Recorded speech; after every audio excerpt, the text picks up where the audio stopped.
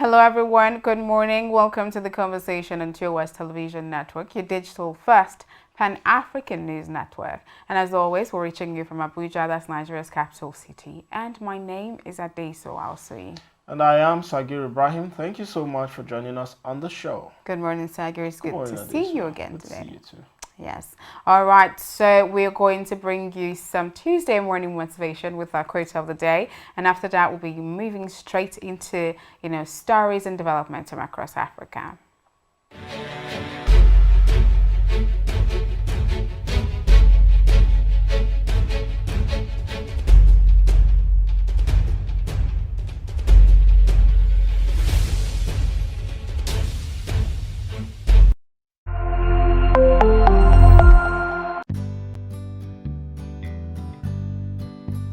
There are certain moments in the day when I need my me time to just unwind and indulge.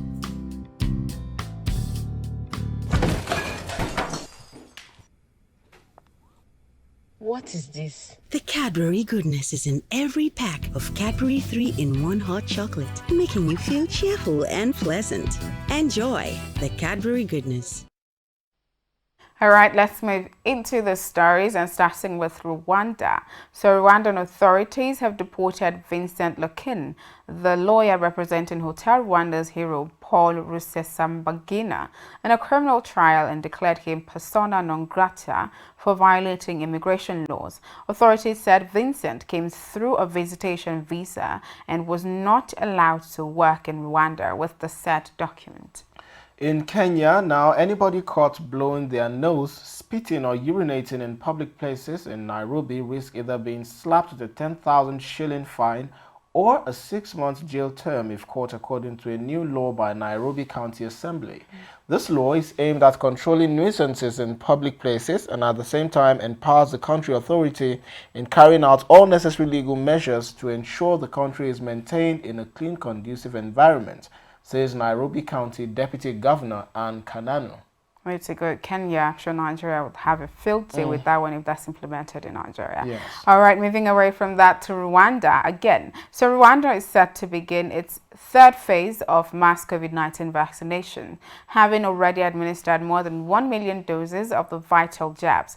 The announcement comes 3 days after Rwanda received a donation of 200,000 Sinopharm COVID-19 vaccines and another 188,000 doses of the Pfizer vaccine.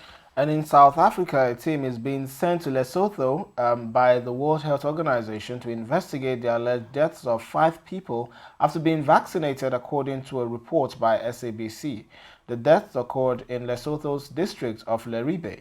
We quickly assembled our local team of experts here to do investigations, and then we are also supported by the WHO and the African Union to come with more experts to carry out the investigations, the country's health minister, Semano Sekato, said. I think it's really important that they actually carry out this investigation, because after you get vaccinated, then you get infected again, then you eventually pass on. Yes, it's they need to know what really caused the reinfection and why did it get so fatal that the person or the patient had to pass. Whether being vaccinated triggered the counter reaction that maybe caused the death of these individuals. But they also rest in peace. Yes, exactly, proper. Talking about COVID-19, we're going to bring you COVID-19 updates from across Africa right now, and after that we'll be looking at front pages of Nigerian newspapers this morning.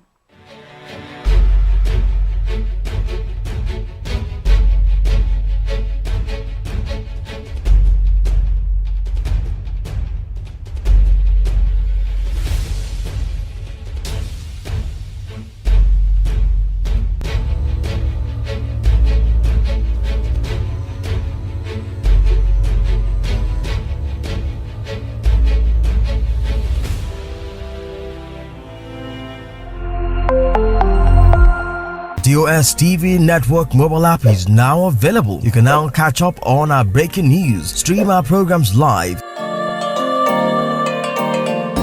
Watch out for the latest update on sports and politics as they unfold. You can also get notifications for our upcoming programs and events. All these on our TOS TV Network mobile app, available on Apple Store and Google Play Store. TOS TV News from Africa by Africans.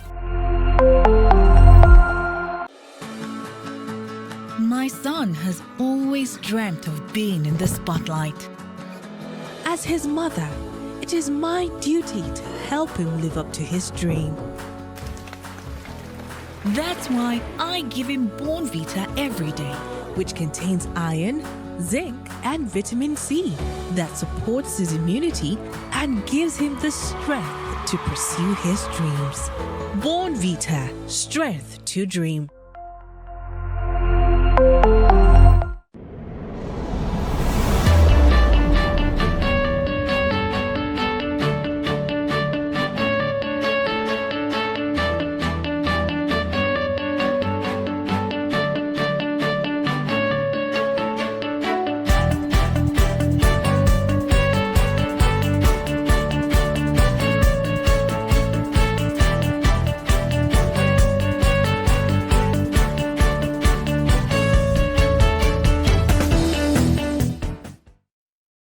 You're still watching The Conversation on your digital first Pan-African News Network, TOS Television, and you could be part of the conversation by connecting with us on our various social media handles on Facebook, Twitter, and Instagram at TOS TV.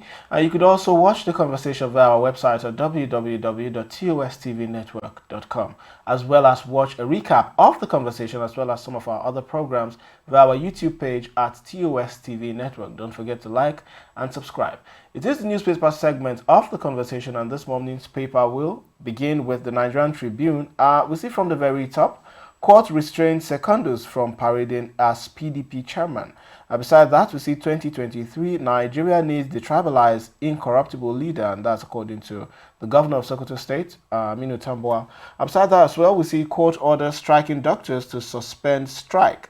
We have got no such order, NARD reacts. Underneath the newspaper name there, we see why I told citizens to carry arms against bandits, and that's by Katsina State Governor Aminu Masari. Beside that, we see Osun APC crisis, police arraign Aregbesol's associates for assault. That could be found on page 3. And beside that as well, we see no going back on ban on open grazing, and that's by the Ondo State Governor Rotimi Akeredolu. For the banner headline on the Nigerian Tribune newspaper, we see COVID-19 third wave. Lagos records 135 deaths. 13 die in Osun in 1 week. Over 400 oxygen cylinders used daily, Sanwo-Olu says. Edo makes vaccination compulsory. Quite a couple of other headlines on the Nigerian Tribune newspaper. You could simply grab a copy to keep updated. Let's move over to the Nation newspaper this morning, and the very first headline there says, court orders government in striking doctors to halt hostilities. Besides that, APC Secretary, ex-commissioners arraigned in Osun charged with assault. Youth dominate INEC online voter registration. Buhari, governors, others mourn Agoyin Irance's widow. And underneath the Nation headline there says, gunmen kill 4, abduct 50 others in Zamfara community. Underneath the picture of the day, we have the banner headline which says, PDP crisis takes new twist with Sekonji's suspension. Rivers Court Access National Chairman Jagede Obi Bode George for chairmanship race. 222 die of COVID-19 in Lagos, Ondo, Osun, Edo. Vaccination begins in Lagos tomorrow. Edo imposes restrictions. Federal government targets tax raise in 2022 to freeze borrowing. Lawan, next year's budget to focus on security, legacy projects. And the last headline there says, 5 fear killed in land grabbers' invasion of Lagos, Ogun communities. For the Daily Sun newspaper, we see don't impose cattle grazing on states, Tambuwal tells Buhari. Insist on the centralization of police, says Nigeria does not need a parochial leader in 2023. For the banner headline there, we see more trouble for Secondus, court restrains him from parading as PDP national chairman. Cholera deaths rise to 1,768, and beside the picture of the day there, we see court orders striking doctors to resume work. A ruling will not affect implementation of MOU, and that's by the Minister of Labour. Robbers kill 2 policemen, injure others in Kogi. We lost 85 members, 3,141 houses in Plateau. Christian group says seek sack of GOC. Blackout in Lagos, Ogun, others as electricity grid collapses. That could be found on page 28. OML 11, Ogoni leaders vow not to allow Shell to return. We are ready to begin exploration development of community NPDC. Underneath the picture of the day, we see again Southeast residents defy sit-at-home suspension. Total compliance in Abia, Imo, Ebonyi, Enugu. Hoodlums traders clash in Onitsha. Buhari, Kalu, others mourn Agui, Ronsi, Okpara's wives. That's it for the Daily Sun newspaper. Looking at the front page of the Punch newspaper, the first headline just at the top there says, Anchor borrowers, CBN incurs 379 billion naira debt, farmers battle insecurity. Strike continues, NARD insists as court orders suspension. Federal government asked to defer on delayed 30 billion naira revitalization fund. Secondus attacks Wike, Rivers court suspends PDP chair. The banner headline is on Petroleum Industry Act loopholes, and it says 36 states set up 6-member panel, plan amendments. Committee members, Delta, Osun, Imo, Plateau, Borno, Jigawa finance commissioners, state government to forward proposed amendments to PIA implementation committee. And underneath the picture of the day, very sad pictures actually. It's on COVID-19. Oxygen usage now 400 cylinders daily, says Sanwo-Olu. Group blames federal government as Saudi Arabia recruits Nigerian doctors. Land grabbers, 5 killed, many injured in Lagos, Ogun attacks. On cholera, Bauchi records highest cases. Disease kills 1,768 in FCT, 23 states. Lagos artisan allegedly beat 7-year-old son to death over fish. And the last one, it's on the PIA, and it says, Host Communities Fund payment begins August 2022. And for the final newspaper, the newspaper headline segment this morning, we'll be looking at the Vanguard newspaper. From the very top, we see artists mourn as Yusuf Grillo dies at 87. Court restrains Secondus from parading himself as national chairman of PDP. Ban on open grazing stays, and that's by Rotimi Akeredolu. FG releases 1.3 trillion naira to fund 2021 capital budget. For the banner headline there, we see strike. Doctors adamant as FG hails court order. Court orders doctors, FG to suspend hostility till September 15. We haven't been served any court order, and that's according to the NARD president. Says strike goes on. Court order welcome development, and that's by the federal government. Says court ruling won't affect implementation of MOU. NMA berates Federal Ministry of Health over face-off with doctors. Says 21 days of strike for Nigeria unacceptable. Notes going to court on part of government hasty. Dialogue with NARD now. Ojebelu charges the federal government. And we see for the picture of the day there, 15 battle students released after 46 days in captivity. And beside that as well, we see our dealings with partners transparent, and that's by NLNG. Underneath that, we see NPDC in Ogoni to resume oil exploration. Underneath the picture of the day there as well, we see State of the Nation. Nigeria needs right leadership to tackle insecurity.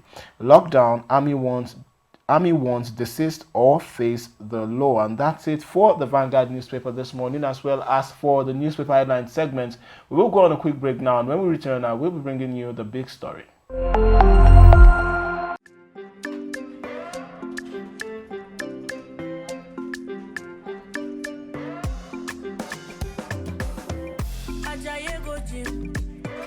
You won't go shake your body.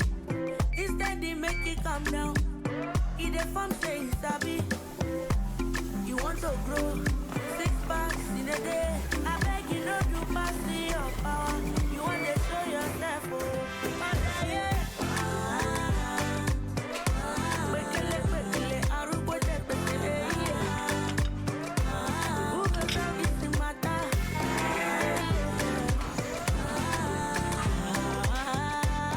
Whatever your size, find it with the new Airtel data plans. Dial *141# now to get the plan that suits you.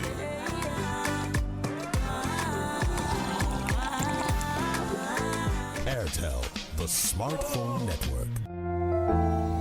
At the first sign of pain, you need a solution that you can trust to provide effective relief and is gentle on the stomach. Try Panadol Caplets for relief from headaches, body aches, and fever. With Panadol's Optizorb formula, the tablet gently breaks down in the stomach, quickly absorbs, and starts providing pain relief in 15 minutes. For fast and effective pain relief that you can trust, try Panadol Caplets. This has been Medifact for Panadol.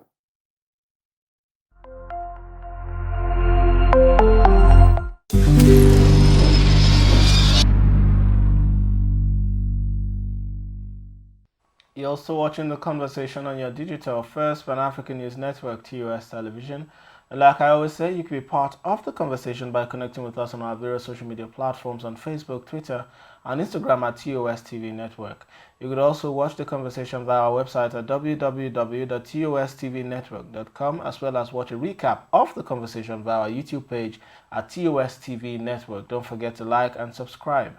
It is the big story segment of the conversation, and this morning's focus is going to be on youth readiness for the 2023 election. Joining us this morning to discuss this via telephone is Obinna Osissiogo, and he is the convener of We Vote. Good morning, Obinna.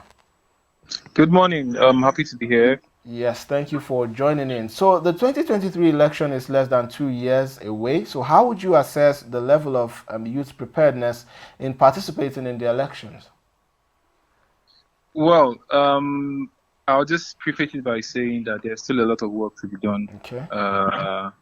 What we've had, let's look at the numbers, right? In 2019, voting age population was 106.1 million. The number of registered to vote by the general election 2019 was 82 million, thereabouts. But then the actual number of people who turned out to vote was 28 million. So that means 76.4 million Nigerians did not vote. Some were registered, some were not registered. For level preparedness, there are two things that Hello, key Bina, here. can you hear me? Yeah, I can hear you. Can you hear me? It seems like your network is shaky. However, go on with your thought. All right. So I was saying that if we are trying to assess level of preparedness, look at the numbers, right? In 2000, voting age population was 206.4 million Nigerians. At that general elections, the number of people who registered to vote was about 82 million, and then the number of people who eventually turned out to vote was 28 million. So that means 76.4 million Nigerians did not vote at that general election. Some of them were registered, some of them were not registered. So when we are assessing the level of preparedness of Nigerians or young people, you're looking at two things. One is getting people to register to vote, right? And then even those who are registered to vote, getting them to actually turn out at the elections. The projections from some analysis that we did from data from CIE World Data websites show that we should be expecting a voting age population of about 220 million by 2023. So that means a lot of young people who are first-time voters are going to be eligible to vote. A lot of them are not registered, and that's just truth. When we look at the numbers of people who are registering on the online CVR portal, they don't reflect the number of people who need to be registered. If we go by the last general elections, where 22 million Nigerians were not even registered in the first place, you can see from the numbers of people who are showing interest in the online voter registration that we are still a far cry. We still have almost 6 million people who are yet to register.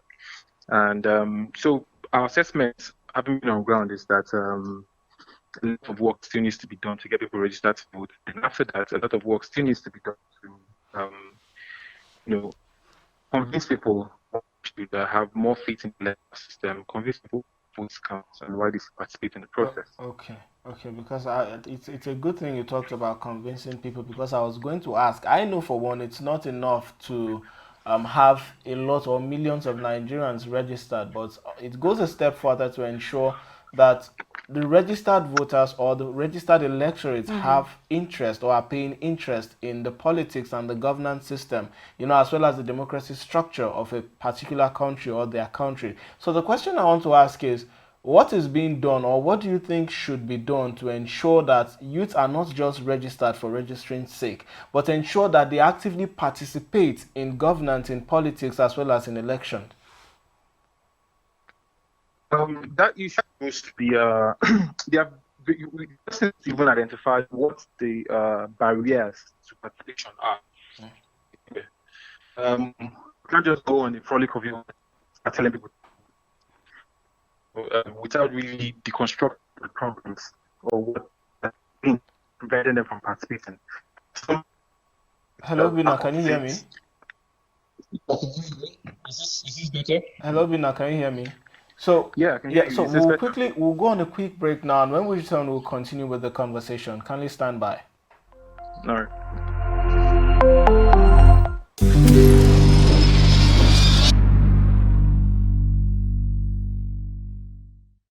Welcome back. We're still on the conversation. So, Mr. Obinna, we're talking about interest of the Nigerian electorate to participate in elections, governance, and politics. Yeah. Okay. So, well, you see, the issue is before when you want to talk about interest, you have to analyze what the issues are, that have made people lose interest in the elections and not participate in the elections. What are the barriers to electoral participation? Yes.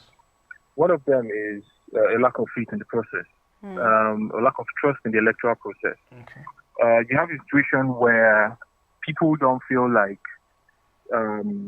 their votes count, and that's a narrative that a lot of people have come to believe over the years. And one of the things that we're trying to do is use creative messaging to saturate both the social media space and even the physical space as well, to let people understand that their votes count. We're trying to tell people, for instance, that nobody's going to buy your vote if your votes didn't count. So some of the myths that we've come to believe as a country over time, we're trying to dispel those myths. Okay. Also, we have issues of, because there's a lack of faith in the electoral process. One of the things that we're very passionate about is electoral reforms, to try to strengthen the electoral systems. And so we've participated very actively at the institutional level with the National Assembly during the reform process. Even the recently passed electoral reform bill, we contributed very actively to that. There's also another bill that is on the table, which is the National Electoral Offences Commission bill to strengthen the penalties for electoral offences, thuggery, ballot box snatching, and all of those things, bribery and all of that, which we also contributed to as well. So it's an ongoing work. There's still a lot of work to be done. If you look at the last statistics, in 2019, about 22 million Nigerians were not registered to vote. That number has increased substantially now because a lot of people turned 18 between that time and now. Yeah. But when you look at the data from INEC, the ongoing registration going on, only 1.9 million Nigerians have pre-registered, and out of those people who pre-registered on the online portal, only 315,000 of them have actually completed their registration. So 22 million minus 315,000. So that gives you the idea of how much work is still left to be done. Okay. So you recently carried out a voter awareness campaign, like we're aware of. So the question I want to ask is, how effective do you think these awareness campaigns are to ensuring that Nigerians generally, and especially youths, get interested in voting and participating in election? Yeah, I'll tell you this though. There is an interest by young people to participate in the process. That's just true. There's an interest to participate. And I said there's an interest because we've seen that they are more willing to, especially since the events of 20th October last year, we've seen that more young people are willing to accept or listen to the message of voter awareness and voter participation. But one of the things we found out, because we've done a lot of voter registration drives we set up voter pre-registration centers in several parts of the country as well, even in collaboration with faith-based organizations and private sector as well. One of the things we've seen is that these young people just need an extra nudge. They need someone to sort of hold their hand and walk them through the process. It's not as if they're not comfortable with technology or using the CCR portal, but they just need that extra push. And what we've seen is that wherever we set up voter pre-registration centers, a lot of people rush to register. In fact, we even have to, most of the time, we have too much of a crowd that we have to, pack our things and almost run. It's not as if these guys can do these things on their own, but I'm starting to realize that extra help, having some organization or some socially responsible actors, walking them through the process, making it easier for them, has been really, really helpful. Our voter sensitization drives have been really impactful. It's a lot of work to do. Like I mentioned earlier, there's a lot of ground to cover, and that's why we're very big on collaborations. We've been collaborating with the private sector, with the faith-based organization, with even the public sector as well, and other non-profits. And we'll continue to explore those collaborations to make sure that we reach as many young people as can be reached. All right, quite an insightful conversation we've had with you, Mr. Osisi Ogu, and we hope you will be able to join us maybe sometime in the future to discuss these issues among other issues. Thank you so much. Yeah, I'll be happy to. Thank you so much.